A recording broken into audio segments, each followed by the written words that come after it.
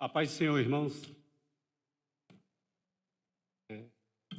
Oitava lição, do trimestre, a justiça de Deus.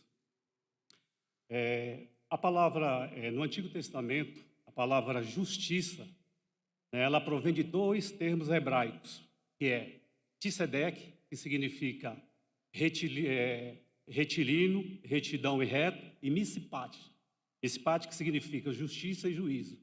E no Novo Testamento, essa palavra justiça é dikaiosiné, ou dikaiosiné, que significa também justiça, juízo, retidão, reto e justificação. O que é ser justo? Ser justo, aliás, o que é justiça primeiro?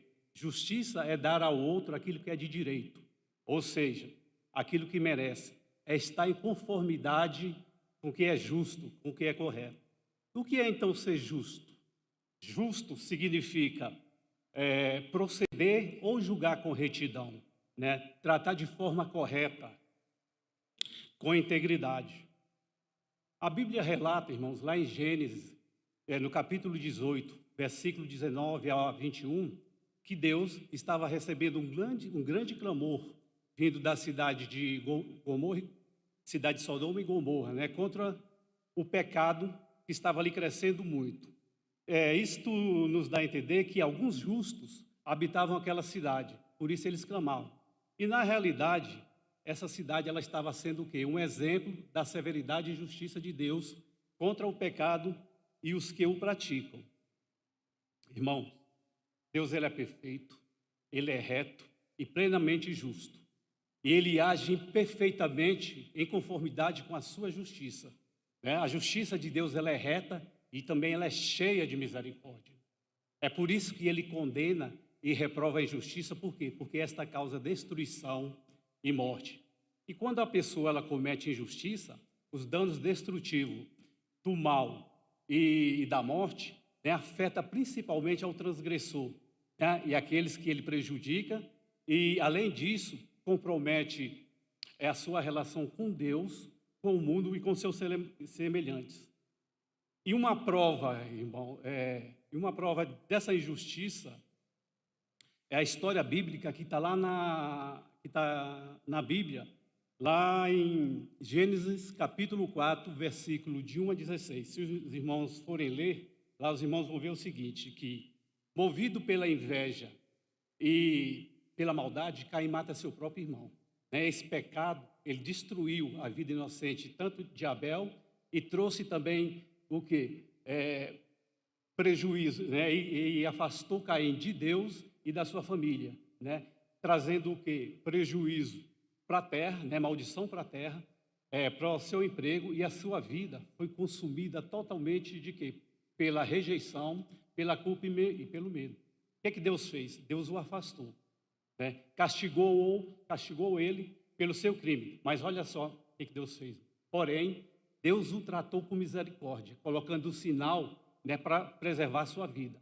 Assim a justiça de Deus, irmãos. Ela é cheia, ela é revestida de misericórdia. Amém? Ela é revestida de misericórdia. Irmão, quando a gente pensa em justiça, logo nos vem à mente o merecido castigo por algo de errado que se fez.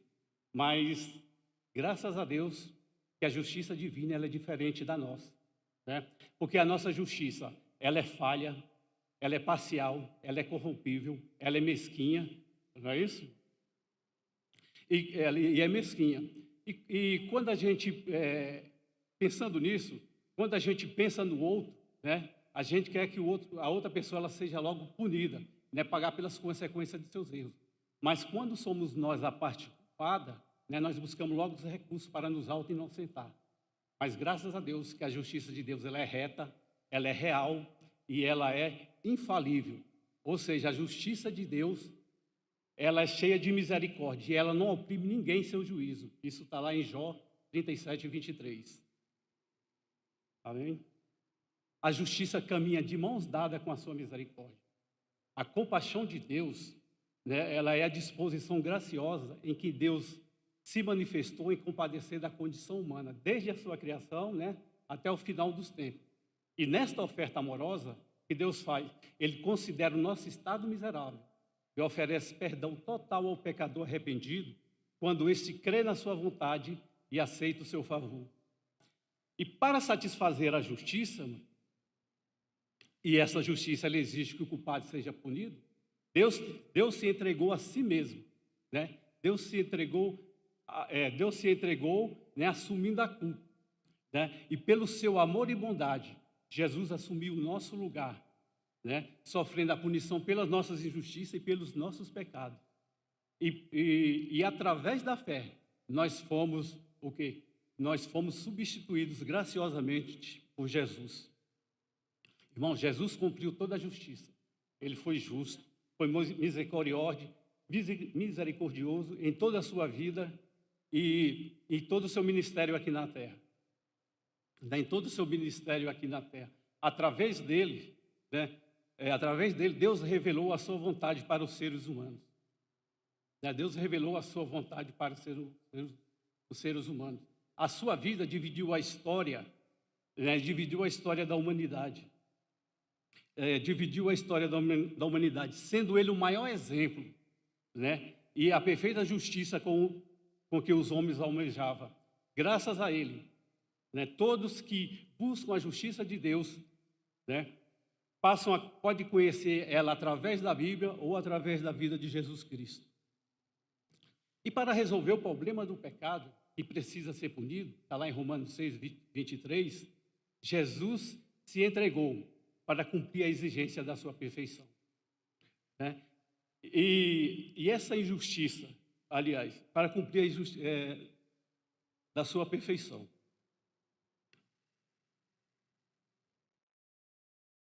A sua perfeição, né? O que ele fez? E essa injustiça, que na Bíblia é chamada de pecado, que é chamada de falha, de transgressão, de maldade e de erro, também é conhecido como pecado na Bíblia. Está lá em 1 João 5,17. Né? Está lá em João 5,17. Por isso, irmão, que todos que creem em Jesus Cristo, né, podem desfrutar do perdão de seus pecados. E através dele, e pelos méritos de Jesus Cristo, todos que buscam a sua justiça, é por ele justificado e aceito por Deus. Amém? A justiça de Deus se revela no Evangelho.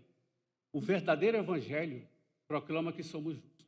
Não, o verdadeiro Evangelho proclama a realidade da justificação. Paulo, escrevendo aos Romanos, no capítulo 1, versículo 17, ele diz assim: visto que a justiça de Deus se revela no Evangelho de fé em fé, como está escrito, o justo viverá por fé. O Evangelho proclama que somos justos, que não fizemos nada para alcançar essa justiça. Ela é dom de Deus e nós a recebemos pela fé. Né? Não há obra que nos torne mais dignos, mais justos e mais merecedores. Tudo que somos agora, irmão, foi por causa do que Jesus fez, né? Por causa do que Deus fez. A obra perfeita já foi realizada por ele.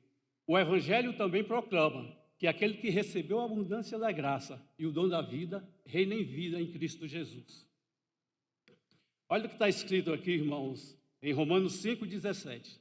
Se pela ofensa de um e por meio de um só reinou a morte, muito mais os que recebem a abundância da graça e o dom da justiça reinarão em vida por meio de um só, a saber, Jesus Cristo. Por isso, irmão, precisamos ter a consciência de que a justiça de Deus, ela é um presente, ela é um dom. Também ela não se vende e não se compra. Quando a gente faz algo para Deus, qualquer obra, não fazemos para comprar justiça. Fazemos porque nós já somos justos. Amém? Vamos considerar, então, o que significa não ter mais culpa? O que significa não ter mais culpa? Significa que nós fomos considerados inocentes, né? Nós somos agora considerados inocentes. Jesus pagou toda a nossa dívida. Isso é maravilhoso demais. O verdadeiro amor lançou fora todo medo. Agora nós podemos chegar com mais confiança diante do trono da graça. Amém? Por quê? Porque agora nós não temos mais pecado. O pecado não faz mais parte da nossa natureza. Nós agora podemos celebrar a nova vida que nós temos, irmãos. Agora nós somos justos, herdeiros com Cristo e filhos de Deus. Olha o que diz 2 Coríntios 5, 21. Aquele que não conheceu o pecado, ele o fez pecado por nós, para que nele fôssemos feitos justiça de Deus. Amém? O Senhor não falha. Deus jamais falhou e jamais falhará em todas as suas decisões, porque tudo quanto Ele faz é com perfeição. Irmãos, se Deus criou o homem perfeito e sem falhas, foi justo criar o homem, um ser cheio de erros? Isso não foi um equívoco? É claro que não. Deus criou o homem de forma perfeita e sem pecado. E essa perfeição, ela se retrata na condição de ter feito o homem, né, com um intelecto, com uma inteligência, capaz de tomar decisões próprias. Se não fosse assim, irmão, Deus estaria cuidando de quê? De um homem, de uma máquina, de um robô, de uma marionete. É por isso que nós temos que saber como usar, né, o nosso livre-arbítrio para que nós não venhamos sofrer consequências indesejadas. Deus não falha, mas nós somos propensos ao erro. Hein? E falando nisso, irmão, você pede a orientação a Deus antes de tomar suas decisões e fazer suas escolhas? Porque uma escolha errada pode trazer prejuízos irreparáveis para a nossa vida. Um exemplo bíblico é a história de Ló. Quando ele separou do seu tio Abraão, ele não consultou a Deus, nem tampouco Abraão, né, a escolher primeiro as suas terras. O que é que ele fez? Ele foi precipitado e seduzido pelo seu olhar. Assim também somos nós. Antes de tomar qualquer decisão, e nós temos que o quê? Consultar a Deus. Também temos que estar em oração.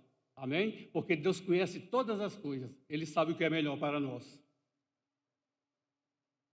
A justiça de Deus se revela na oportunidade de reparação. Irmão, Deus possui uma natureza santa e justa.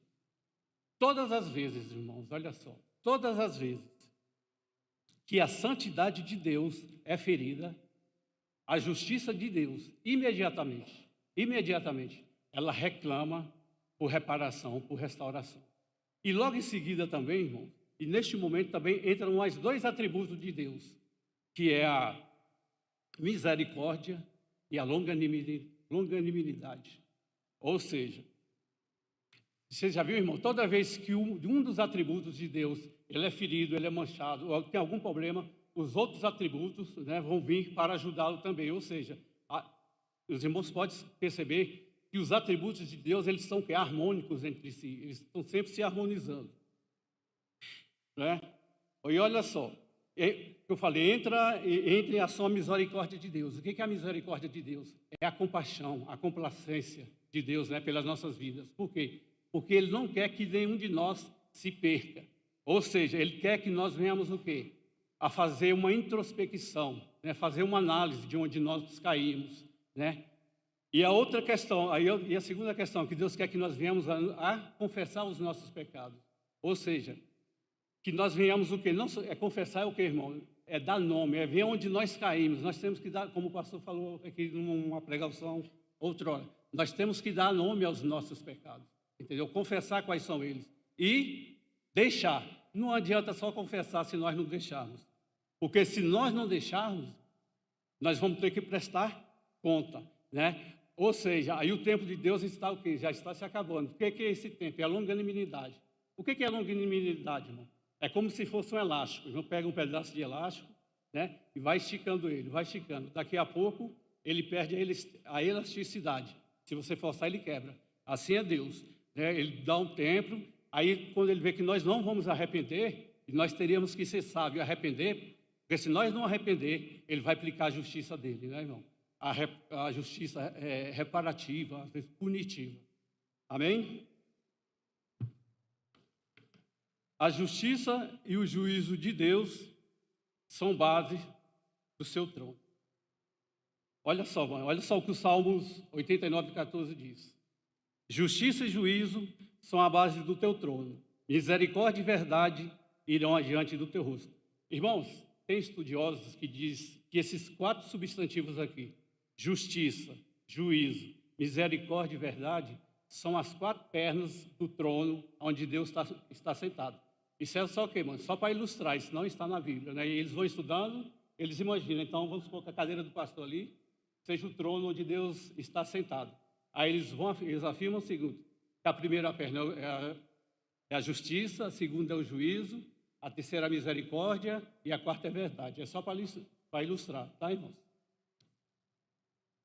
Por que Deus permite que sejamos injustiçados se a base dele é a justiça? Ele permite as injustiças para que, através delas, ele possa manifestar a sua justiça em nossas vidas. Irmão, nós vivemos todos os dias em meio às injustiças. Os irmãos podem ver aí, seja no trabalho, seja no casamento, seja na vida familiar, seja nos tribunais aqui, seja na vida secular, seja na vida financeira, seja na vida econômica. Nós vemos tantas injustiças. Então, o que nós devemos fazer, irmão? O que nós podemos fazer? Nós temos que buscar a justiça de Deus, porque a justiça de Deus nunca falha. Amém? Irmão, tem pessoas também que acham que Deus é injusto. Por quê? Porque Ele permite que pessoas venham a morrer de fome, venham a morrer de guerras, Ele venha a morrer de peste, de doenças, incluindo até criança. E elas dizem, se Ele é Deus, por que Ele não faz nada? Mas olha aquele texto conhecido aqui, irmão, 2 Crônicas 7,14. E se o meu povo, que se chama pelo meu nome, se humilhar e orar e buscar a minha face e se converter dos seus maus caminhos, então eu ouvirei dos céus e perdoarei os seus pecados e sararei a sua terra. Estão vendo aí, irmãos? A culpa não é de Deus, e sim das pessoas por elas estarem agindo assim, né? Por não buscarem a Deus.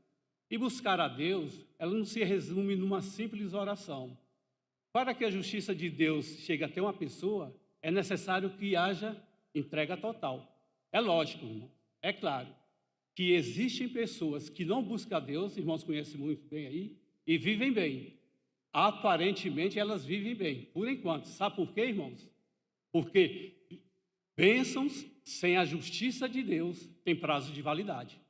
Amém? Ela vai durar pouco. Então, quando a pessoa ela recebe bênção de Deus sem a justiça dele, tem um prazo de validade, não vai durar para sempre. Amém? Olha o que está tem prazo de validade. E a base do trono de Deus é a justiça. Nós estamos falando aqui. Irmãos, a pessoa mais injustiçada que já apareceu, que já viveu nessa terra foi quem? O nosso Senhor e Salvador Jesus Cristo, né? Ele não tinha pecado e mesmo assim foi, né, injustiçado. A gente sofre é porque nós somos desobedientes, nós somos injustos. Mas Jesus, o que ele fez? Ele não fez nada. Não tinha pecado e mesmo assim levou em seus ombros as nossas dores e os nossos pecados. Irmãos, se não fosse ele, nós todos estaríamos todos condenados ao inferno. Era isso, irmão? Se não fosse ele, todos nós já estaríamos condenados ao inferno. A injustiça que Jesus sofreu nos deu o direito de poder escolher onde passarmos a nossa eternidade. É por isso, irmão, que nós temos que valorizar o sacrifício vicário de nosso Senhor e Salvador Jesus Cristo. A justiça de Deus tem que estar dentro de nós. Amém? Deus nos vê quando reconhecemos o seu Filho. E os nossos pecados, eles são perdoados quando Deus vê em nós o sangue do seu Filho sendo derramado. É por isso, irmão, que nós temos que reconhecer e valorizar cada gota do sangue de Jesus vestido por nós lá na cruz do Calvário. Amém? E para que a justiça de Deus aconteça na minha vida, na nossa vida, é preciso que nós sejamos justos com o nosso próximo. Aquilo que eu não quero para mim, eu não posso dar para os outros. Deus é justo, Jesus é justo. Deus é justo e Ele está vendo. Irmão, se você entregou alguma causa na vida do nosso Senhor e Salvador Jesus Cristo, né, espere. Mesmo que pareça demorado, Ele vai fazer justiça. Amém? Olha o que diz Lucas 18, capítulo 18, versículo 7 e versículo 8, a parte A. E Deus não fará justiça aos seus escolhidos, que clamam a Ele de dia e de noite, ainda que tardio para com eles? Digo-vos que depressa lhe farás justiça. Uma justiça perfeita. Olha só o que está escrito em Mateus 5:48. sede vós perfeitos, como é perfeito o vosso Pai que estais nos céus. Irmãos, um outro atributo de Deus é a sua perfeição. Ele não mente, ele não erra, ele não peca e ele jamais deixará de ser santo. Se no todo ele é perfeito, a sua justiça também é perfeita. Embora, irmão, existam pessoas que acham que Deus não reage à maldade no tempo certo, né, que permite homens maus sobre a terra, trazendo a falsa sensação de que ele não está no controle, a lei da semeadura, olha só, irmão, a lei da semeadura é a prova cabal, é a prova indiscutível da justiça de Deus. O que diz a lei da semeadura? Aquilo que o homem plantar, aquilo que o homem semear, ele vai colher. Não é isso, irmão? Por isso, irmão, olha só. Por isso, Deus é justo, né, irmão? Deus, ele é justo. Por isso, a justiça de Deus nos mostra que nada passa despercebido diante dele. Né? Que no momento em que ele achar oportuno, ele vai julgar cada ação do ser humano de forma perfeita e imparcial. Uma justiça com equidade. A justiça da bem de Deus, ela é uma justiça com equidade. O que significa equidade? Equidade vem do latim aequitas e significa igualdade, conformidade, retidão e imparcialidade. Quando a gente fala que Deus julga, né? Quando a gente fala que Deus é justo e que julga com equidade, isso significa que Deus, olha só, irmão, Deus, ele tem um equilíbrio necessário para julgar com uma balança perfeitamente exata, retribuindo a cada um o que realmente é de direito diante das nossas ações aqui na vida. Amém? Deus é justo. Deus é justo. Irmãos, e a terceira parte da lição, eu quero entrar aqui com os irmãos, que é a aplicação da justiça. Que é a aplicação da justiça de Deus. Embora quando a gente fala que Deus vai aplicar a sua justiça, sempre algumas pessoas pensam, a gente pensa, né, que Deus ele é carrasco, né, irmão? Ele vai punir. Não, antes o que Deus faz? Primeiro, ele usa a sua justiça para quê? Para salvar. Né? Que Deus é bom, então ele vai usar a sua justiça para salvar. Segundo, ele vai usar a sua justiça para recompensar as boas ações, para recompensar as boas obras, que a gente vai ver daqui a pouco. E terceiro, aí sim, se nós desprezarmos a justiça de Deus, não aceitar seu filho como seu salvador, então ele vai usar a sua justiça, né, para condenar lá no juízo do trono branco. E agora aqui, irmão, essa terceira parte, ela está falando da aplicação da justiça de Deus. Aqui nós temos o tribunal de Cristo, né, que ele vai citar aqui, e também nós temos o juízo final. E o juízo final e o tribunal de Cristo, eles fazem parte do estudo bíblico chamado escatologia bíblica. O que é escatologia? Ela vem do grego escatos, né, que é últimas as coisas, e logia, estudo ou tratado, ou seja, é o estudo das últimas coisas, daquilo que vai acontecer. Amém? Irmãos, agora eu quero convidar os irmãos para nós ir até um julgamento chamado Tribunal de Cristo. Amém? Vocês querem ir, irmãos? Vamos para o julgamento? Mas eu já sou salvo, né? Já tenho meu nome escrito na Bíblia. Será que eu ainda vou participar de algum julgamento? Vamos ver aqui. Eu vou falar primeiro aqui, o Tribunal de Cristo. Essa palavra tribunal, ela aparece 10 vezes no Novo Testamento. E tribunal significa o quê? Vem do grego bemas ou bemato, que significa o quê? Uma plataforma elevada. Né? É uma plataforma elevada para julgamento de recompensas. Olha só o que diz 2 Coríntios 5,10. Porque todos devemos comparecer ante o tribunal de Cristo, para que cada um receba segundo o que tiver feito por meio do corpo ou bem ou mal. Olha só, porque todos. Todos quem? Todos os salvos em Cristo Jesus. Todos aqueles que têm no seu nome escrito na Bíblia, inclusive Paulo, nós todos vamos ter que comparecer ao tribunal de Cristo. Para quê? Para ser julgado. O que vai ser julgado? As nossas obras. Lá no tribunal tem perigo de perder a salvação, irmãos? Não. Lá o que vai ser julgado vai ser as obras de cada um, o trabalho, como você usou seu talento, como você usou seus dons naturais, espirituais, para a obra de Deus. Então, essas obras elas vão passar, né, no tribunal de Cristo, elas vão ser julgadas. E quando se dará esse julgamento? Após o arrebatamento da igreja. A igreja ela vai ser arrebatada, ela já vai entrar logo nas mansões celestiais? Não, irmão.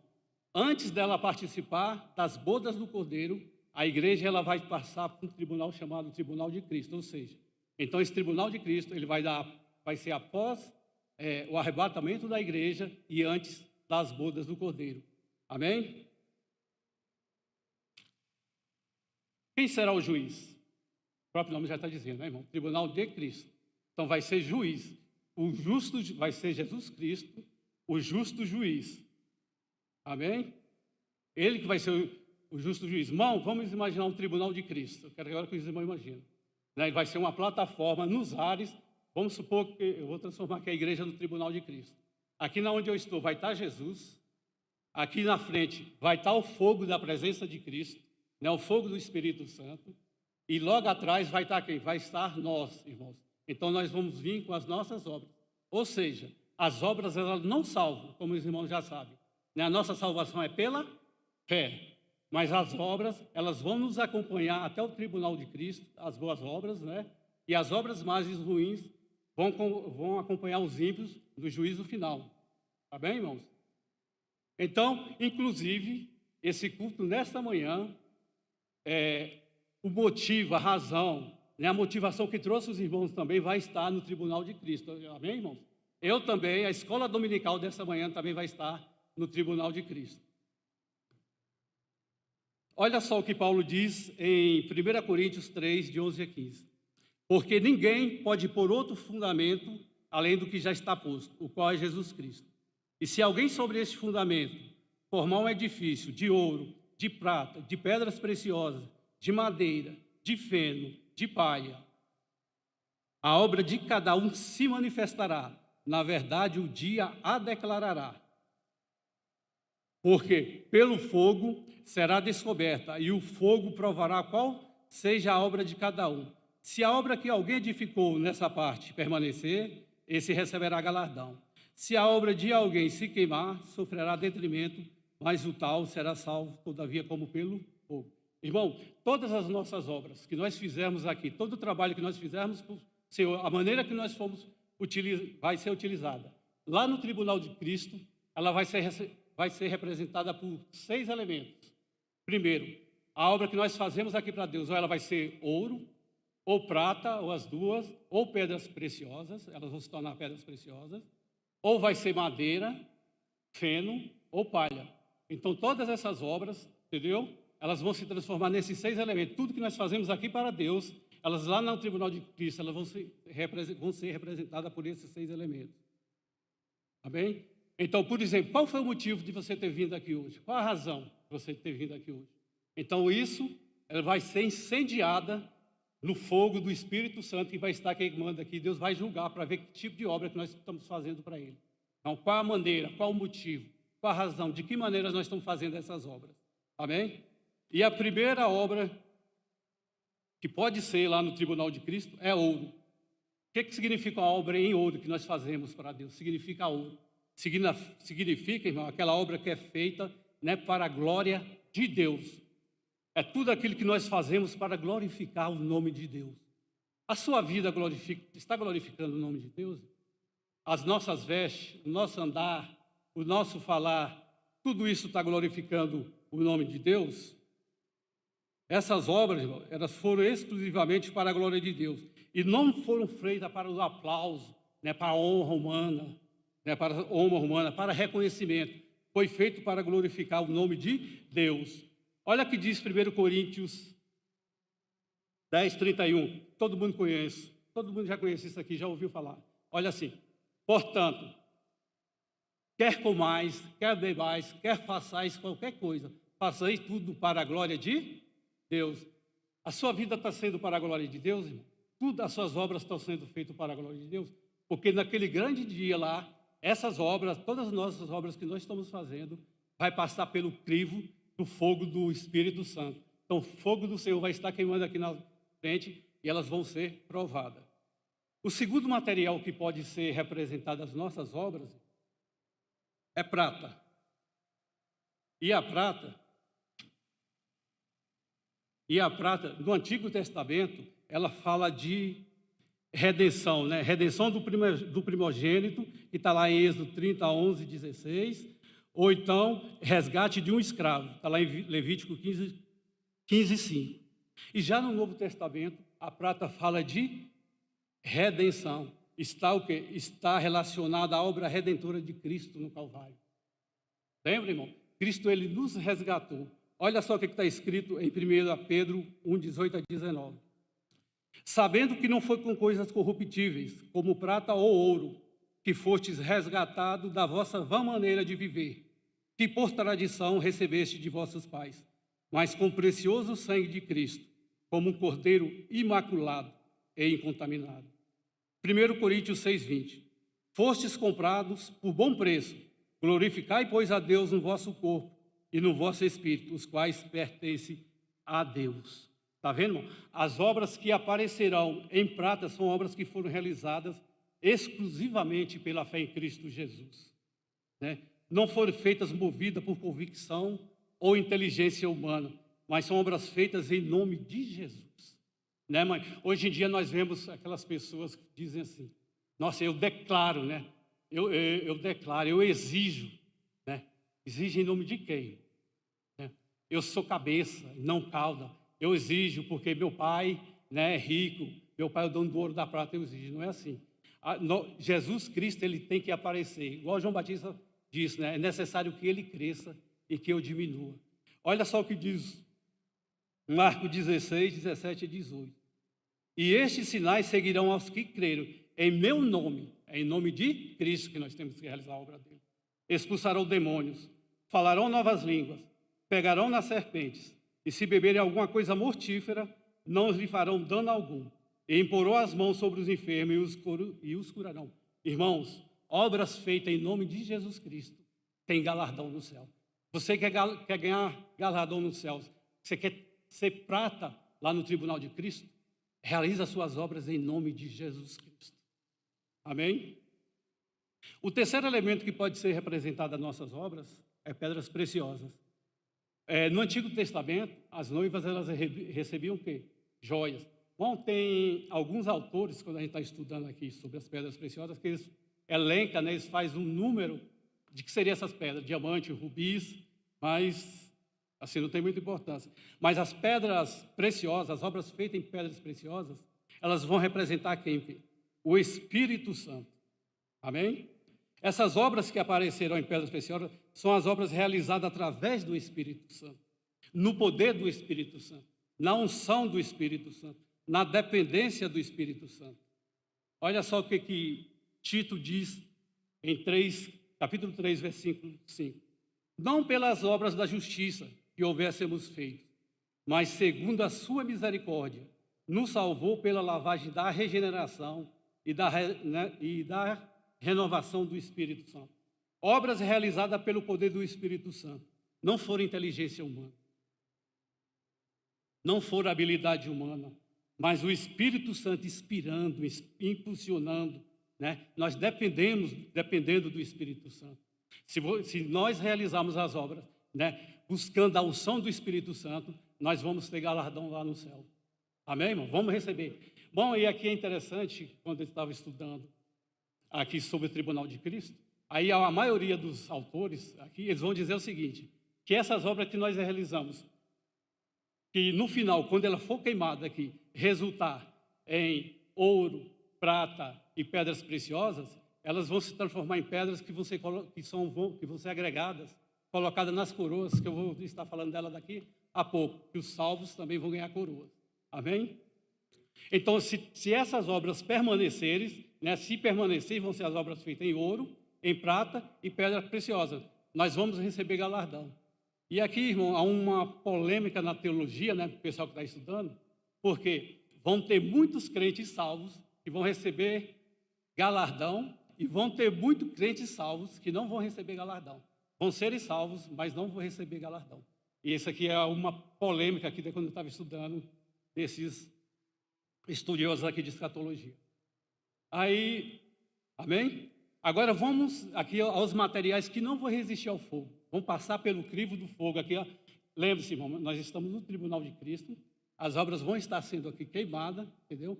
Mas agora vão ter essas obras que aí os irmãos falam que não vão receber galardão.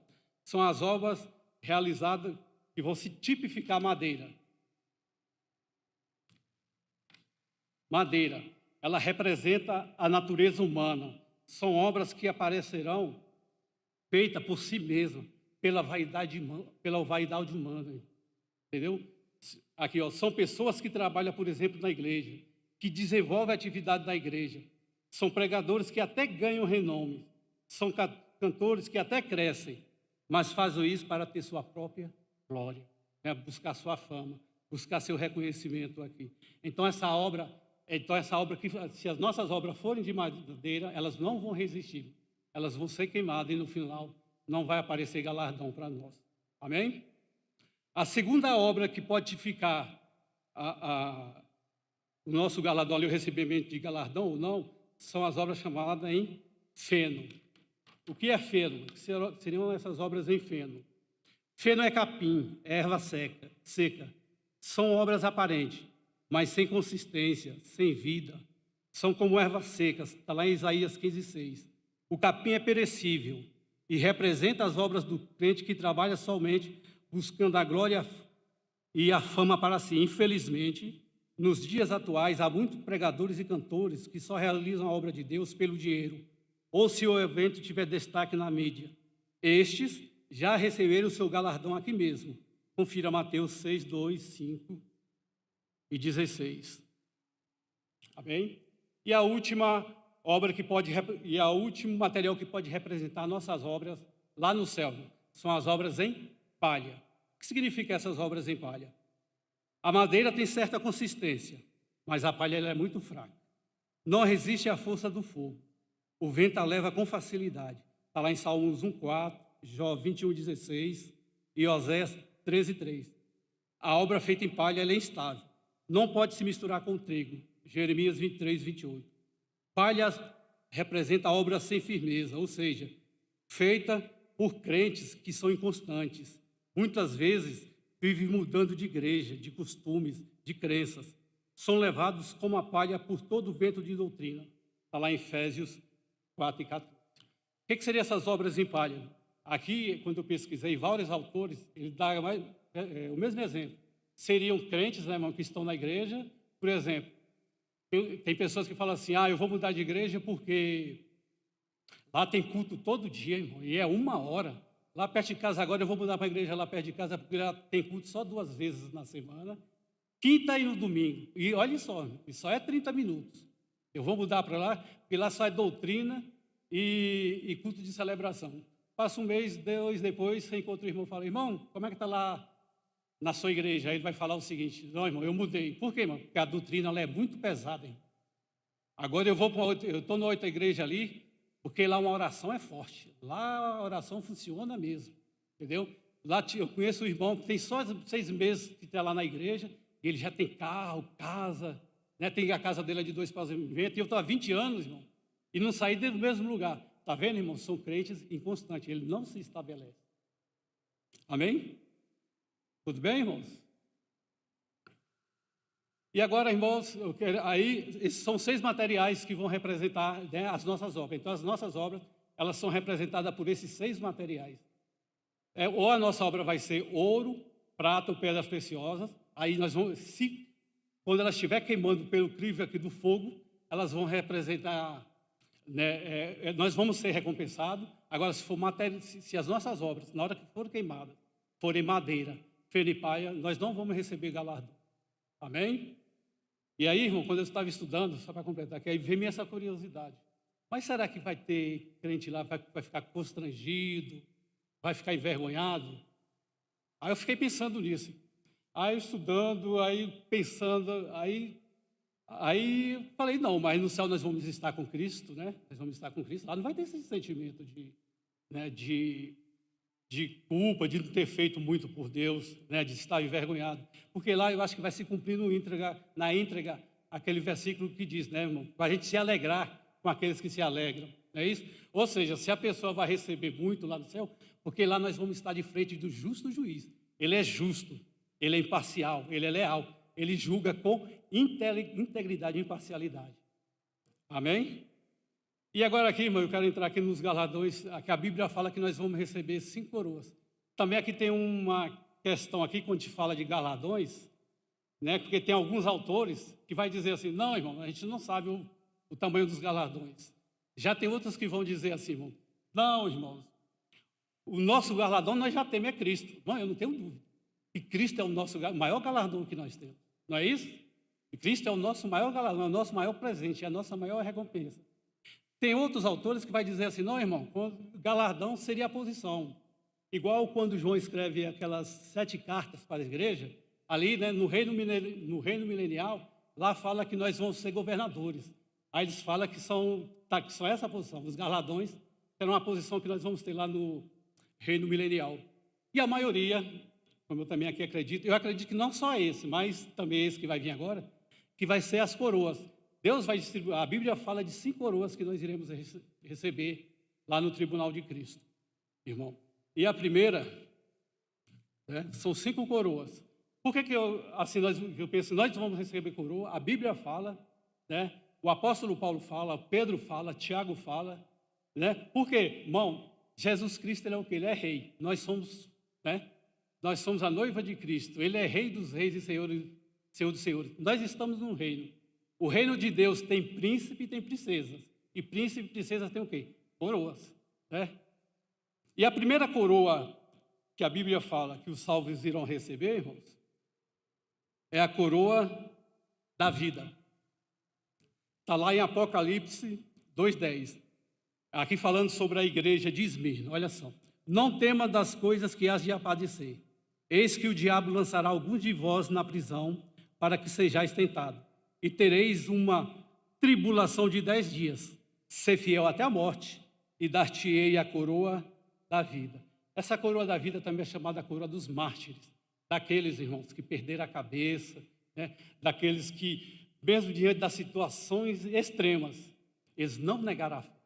Então, para esses, estão reservada a coroa da vida. E não só para eles. Irmão, tem pessoas também que a gente vê por aí, né, que a gente fala assim, nossa, como aquele irmão sofre tanto. Não sei como é que ele aguenta, como ele está, né, resistindo a essa tentação. Mas olha só, irmão, olha só. Né, a pessoa, mas mesmo ela passando por essas situações extremas, ela está ali resistindo, ela não nega a fé.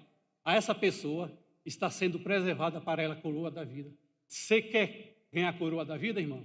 Seja firme, seja constante, não desista nunca, que a coroa da vida também vai estar sendo reservada para vocês. Okay? A segunda coroa que a Bíblia fala, que vai ser dada aos santos, né, dada às pessoas que vão ser arrebatadas, aos salvos, aqueles que têm seus nomes escritos no livro da vida, é a coroa incorruptível. Está lá em 1 Coríntios 9, de 25 a 27. E todo aquele que luta, de tudo se abstém. Eles o fazem para alcançar uma coroa corruptível. Nós, porém, uma coroa incorruptível. Para quem vai ser dada essa coroa? Para aqueles que abriram mão de seus próprios desejos, dos seus próprios impulsos, né, carnais, que resolveram viver exclusivamente para Cristo, né, para a santidade. Entendeu? E cada vez que eu e você, nós vencermos as tentações, né, nós lutarmos, né, não deixar que o pecado venha nos dominar, a coroa incorruptível vai estar nos sendo reservada, vai estar nos sendo preservada. Quer ganhar a coroa incorruptível? Você quer ter a coroa corruptível lá no céu? Vença a si mesmo. Luta, irmão. Vença a natureza carnal, a natureza humana. Eu vi um pastor uma vez pregando que ele dizia o seguinte, que a natureza carnal, o velho homem, ele não está morto, ele está apenas adormecido. A qualquer hora ele pode acordar e ele vai nos dominar. Não deixamos eles nos dominar, irmão. Pensa, irmão, numa coroa incorruptível que está guardada para mim e para você lá no céu. Amém? A terceira coroa que vai ser dada aos salvos, aos santos, vai ser para aqueles, irmão, ela também é chamada coroa de alegria, ou coroa de exultação, ou coroa de gozo. Olha só o que diz 1 Tessalonicenses 2:19. Porque qual é a nossa esperança, ou gozo, ou a coroa de glória? Porventura não sois vós, também diante de vosso Senhor Jesus Cristo em sua vida? A quem é destinada essa coroa de vida, essa coroa de alegria? Ela vai ser dada para os ganhadores de almas, daqueles, irmãos, que estão cumprindo o ID. Você está ganhando almas para Cristo? Porque isso é nossa obrigação. Então, todos aqueles que estão ali cumprindo, né, ali Marcos 16:15, ide por todo mundo e pregai o evangelho à criatura. Irmãos, será todas as vezes que eu e você ganhar alma para Cristo, a coroa da alegria, da exultação, vai estar nos sendo preservada. Você quer ganhar a coroa da alegria, da exultação, irmão? Ganha almas para Cristo. Amém? Irmãos, tem um hino da harpa, que é o hino 16, né? E que o refrão dele diz o seguinte: posso eu, tendo as mãos vazias, com Jesus eu me encontrar. Quantas almas eu poderia ao Senhor apresentar lá naquele dia? Quantas almas? Nós estamos aí vivos, com saúde, Deus nos deu graça, salvação. Quantas almas eu e você, eu particularmente, eu estou falando para mim também, nós poderíamos ao Senhor para apresentar? Já pensou, irmão, nós chegarmos lá no céu de mãos vazias, sem nenhuma alma para Cristo? Quer ganhar a coroa da exultação da alegria? Vamos ganhar almas para Cristo. E ela vai já nos estar sendo preservada. Amém? E a última coroa, irmão, que vai ser distribuída aos salvos naquele dia, é a coroa de glória. E essa coroa de glória, ela é específica aqui para, vou citar aqui, pastores, presbíteros, né? Hoje nós temos anciãos, bispos, até apóstolos, né? Olha só o que 1 Pedro 5, 1-4 diz. Aos presbíteros que estão entre vós, admoesto eu, que sou também presbítero com eles, e testemunha das aflições de Cristo, e participantes da glória que há de se revelar. Apacentai o rebanho de Deus que está entre vós, tendo cuidado dele, não por força, mas voluntariamente, não por ganância, mas de ânimo pronto, não como tendo domínio sobre a herança de Deus, mas servindo como exemplo ao rebanho. E quando aparecer o sumo pastor, alcançareis a incorruptível coroa de glória. Então, para quem é essa coroa, irmão? Para esses irmãos aí que eu falei, daqueles que pesam sobre seus ombros, né, irmão? Aquela responsabilidade de cuidar do rebanho do Senhor. E eu estava vendo, quando eu estava estudando aqui, eu vi uma pregação do irmão que ele dizia o seguinte: ovelhas não é fácil, né, mãe? Principalmente nós, que somos ovelhas do Senhor. Pastores aí sabem, porque no reino de Deus, nós temos ovelhas mancas, ovelhas cheias de carrapichos, né? Ovelhas que dão trabalhos, tremulosas, dengosas, mas todas são ovelhas do Senhor, né? Todas pertencem a um dono, ao sumo pastor, não é isso? A gente sabe, às vezes nós somos até ingratos com nossos pastores, porque eles trabalham dia a dia, até de madrugada, e às vezes nós não reconhecemos. Mas se nós não reconhecemos, o sumo pastor, o justo juiz, ele está vendo e vão dar a vocês a merecida coroa de glória. Amém? Irmãos, aí aqui termina o tribunal de Cristo. Mas, por exemplo, irmão, se eu não for salvo, né? Não for salvo, não reconhecer a justiça de Deus e não reconhecer, né, Cristo como o único Salvador, onde é que eu vou parar, irmão? No juízo final, o chamado, né, juízo final, ou juízo do trono branco, né? Quando é que vai se dar esse juízo? Vai se dar após a segunda prisão de Satanás, né? Depois da segunda prisão de Satanás, vai instalar-se o juízo final. Lá também é chamado juízo do trono branco. Porque o grande juízo do trono branco. Grande por quê? Porque milhares de pessoas vão estar ali sendo julgadas. Os ímpios, todos aqueles que desprezaram a Cristo e que desprezaram a justiça dele. Então vão comparecer ao grande tribunal de Cristo. É grande e é branco. Por que é branco? Por causa, quem está ali é puro, o justo juiz. Aliás, irmãos, só fazendo um parênteses aqui. juiz, Jesus Cristo, ele vai ser o grande juiz, e ele vai estar julgando os três julgamentos aqui. Primeiro, que é o tribunal de Cristo, que nós falamos. O segundo julgamento que ele vai presidir é aquele julgamento que vai se dar após a grande tribulação e antes do reino milenial de Cristo, que é o julgamento das nações, né? Ou o juízo das nações, ou também, como é chamado, o julgamento das ovelhas e dos bodes, que Deus vai separar as ovelhas dos bodes, e o julgamento do juízo final, que é o juízo do trono branco, que vai se dar a segunda prisão de Cristo. Amém? E por que ele é branco? Porque quem está ali julgando, Jesus Cristo, né, ele é puro, ele é santo. E os irmãos falam que a plateia que vai estar lá também é santa. Eles falam que na lateral, nos corredores, vai estar os anjos, e na retaguarda vai estar nós, a igreja, ali também presenciando esse julgamento. Amém? Irmãos, e também fala que ali abriu-se vários livros, né? Abriu-se os livros estão no plural. Os irmãos, às vezes, listam alguns livros que vão estar ali. Né? Eu trouxe aqui, só que eu não vou falar não, que o tempo já está indo ali. Senão vai ficar longo. E eles falam de alguns livros, mas 3 livros principais vão estar ali, que é o livro da vida, onde não foi encontrado o nome das pessoas que vão ser jogadas ali. O segundo livro é o livro das obras, né? As obras ruins, né, que foram cometidas ali. E o terceiro livro é a Bíblia, né, que ela vai servir de testemunho ali para eles. Amém? E, irmão, finalizando, eu peguei aqui um texto do irmão, na hora que eu estava estudando, que ele diz o seguinte: irmãos, o juízo final revela que Deus, ele é um Deus equilibrado. Sabe por quê? Porque se ele fosse só amor, ele salvaria, mas ele não julgaria. Se ele fosse só juízo, ele julgaria, mas não salvaria. Por isso, ele é amor e ele é justiça. O nosso nome escrito no livro da vida é graça, né? As nossas más obras é juízo. Deus, ele é verdade, ele é graça e ele é verdade. Jesus, irmãos, olha só, ele é o nosso Salvador. Jesus também, ele é o bom pastor. Ele não é o bom pastor, mas ele também ele é o justo juiz. Amém? Eu agradeço a oportunidade em nome de Jesus.